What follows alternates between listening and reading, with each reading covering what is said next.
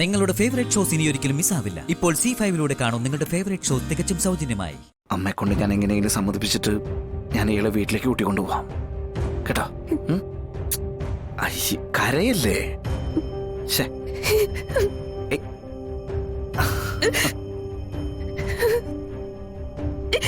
എന്തേ?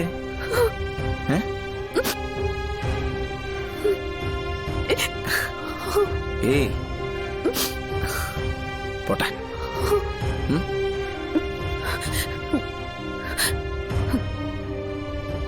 വിഷ്ണുട്ടാ, ശ്യാമയ്ക്ക് വയ്യാത്തല്ലേ? അവള് കാറിൽ കാത്തിരിക്കുന്നുണ്ടാവും. വിഷ്ണുട്ടാ ചെല്ല് ചെല്ല്. പോട്ടെ, ഞാൻ പോയിട്ട് വരാം.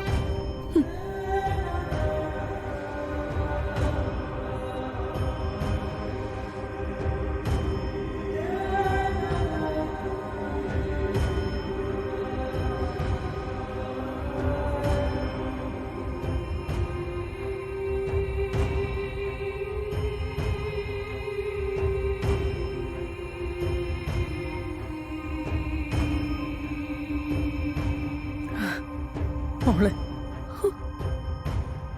ഒറ്റയ്ക്കായി പോയല്ലോടി നീ.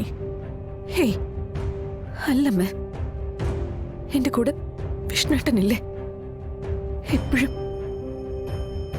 ഒരു നിമിഷം ആ നെഞ്ചിലേക്കൊന്ന് മുഖം അണിച്ചു നിന്ന് ആ ശ്വാസം ഒന്നുള്ളിലേക്ക് എടുത്താൽ മതി. എനിക്ക് ഏത് പ്രതിസന്ധി മറികടക്കാൻ. വാ.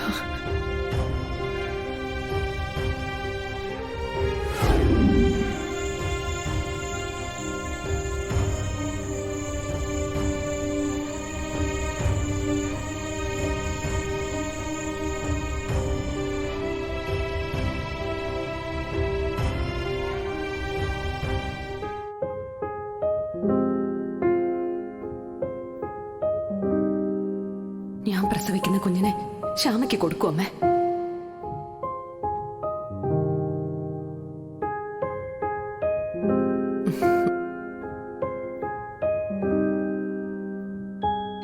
അമ്മേ, എന്തൊരു ഇരിപ്പ അമ്മ ഇത്. ഹോസ്പിറ്റലിൽ നിന്ന് വന്ന് ഡ്രസ്സ് പോലും മാറാതെ. ദേ, അതിനിടയിൽ ഞാൻ ഫ്രഷായി ചോറും കറിയും ഒക്കെ വെച്ചു. ഇനിയെങ്കിലും അമ്മ എഴുന്നേറ്റ് പോയി കുളിച്ച് വന്നേ. നമുക്ക് വല്ലതും കഴിക്കണ്ടേ? ദേ അമ്മ വാ, എനിക്ക് നല്ല വിശപ്പുണ്ട്. എഴുന്നേറ്റെ, വന്നേ വന്നേ. വാ, ഇങ്ങോട്ട് വാ അമ്മേ. എടി, നിന്നെ കൊണ്ട് എങ്ങനെ സാധിക്കുന്നടി?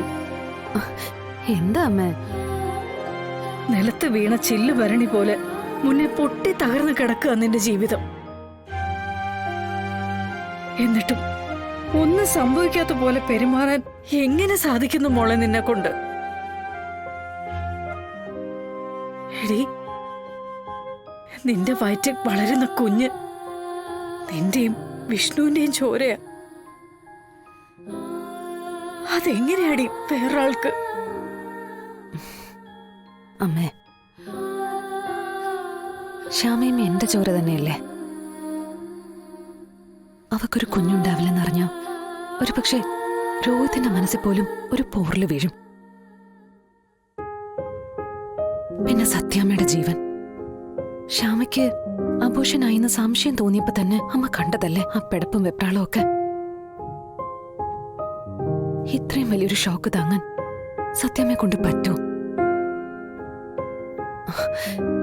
ഇപ്പതേ എല്ലാവരും അടുക്കും ചിട്ടയിലും പൊയ്ക്കൊണ്ടിരിക്കുക. ആ താളമൊക്കെ തെറ്റണോ?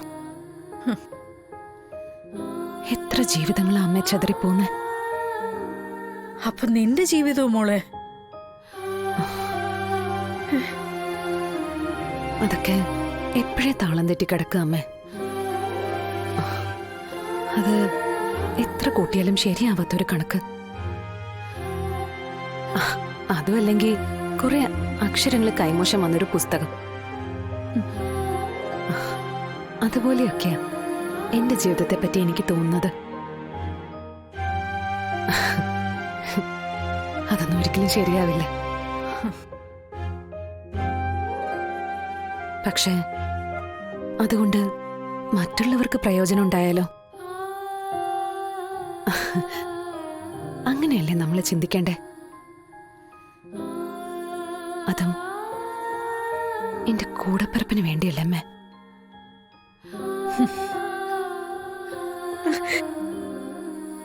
മോളെ, ഒരമ്മ എന്നുള്ള നിലയില് എങ്ങനെയാ ഞാൻ നിനക്ക് നന്ദി പറയാ?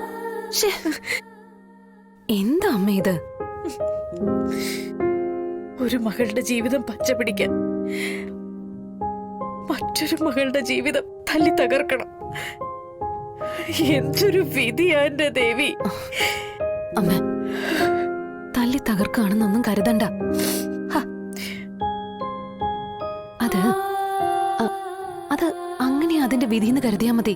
ഇങ്ങനെ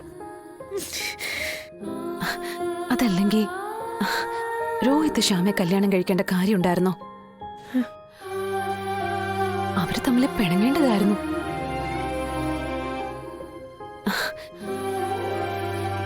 ഞാൻ ഗർഭിണിയാണെന്ന് വിഷ്ണുവേട്ടൻ കള്ളം പറയണ്ടായിരുന്നു. സീമന്ത ചടങ്ങിൽ വെച്ച് ഞാൻ പ്രഗ്നന്റ് അല്ലാന്ന് സത്യാമ്മ തിരിച്ചറിയണ്ടായിരുന്നു. അങ്ങനെ ജീവിതം ചിലപ്പോഴേ നമ്മളെ ചിലപ്പോ ഒരു പ്രത്യേക ഘട്ടങ്ങളിലേക്ക് കൊണ്ടെത്തിച്ചു നിർത്തുവമ്മേ. പിന്നെ അതിൽ നമ്മളായിട്ടൊന്നും ചെയ്യേണ്ടതില്ല. ജീവിതം തന്നെ നമ്മളെ കൊണ്ട് വേണ്ടതൊക്കെ ചെയ്യിച്ചോളും. അമ്മയുടെ ജീവിതത്തിൽ ഉണ്ടായിട്ടില്ലേ അങ്ങനെ വേറൊന്നും ചെയ്യാനില്ലാത്ത സാഹചര്യങ്ങള്? ആലോചിച്ച് നോക്കിയാ ഉണ്ടെന്ന മറുപടിയെ കിട്ടൂ. എല്ലാവരുടെ ജീവിതത്തിലുണ്ട്. അതുകൊണ്ടേ ഇതില് അങ്ങനെ വലിയ ത്യാഗമൊന്നും ഇല്ല അമ്മേ. എന്നാലും മോളെ, അമ്മേ, ഈ വിഷയം നമുക്കിവിടെ നിർത്താം. ഇനി നമ്മൾ ഇതിനെപ്പറ്റി ഇവിടെ സംസാരിക്കില്ല. ശ്യാമ അടക്കമുള്ളവരുടെ മനസ്സില് മുറിവുകൾ മാത്രമേ അതുണ്ടാക്കൂ. എന്റെ വയറ്റിൽ വളരുന്നത് എന്റെ വിഷ്ണുവേട്ടന്റെ കുഞ്ഞല്ല. അങ്ങനെ ഒരു കുഞ്ഞു തന്നെ ഉണ്ടായിട്ടില്ല. ജനിക്കാൻ പോകുന്നത് രോഹിത്തിന്റെയും ശ്യാമയുടെയും കുഞ്ഞ.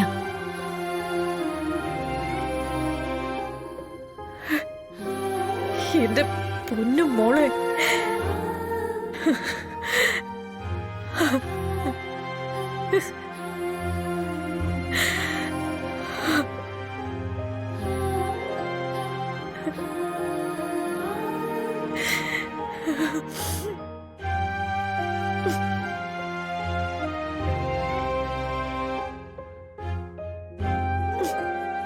ഏത് ജന്മപുണ്യം കൊണ്ടാ മോളെ എനിക്ക് നിന്നെ കിട്ടിയത്.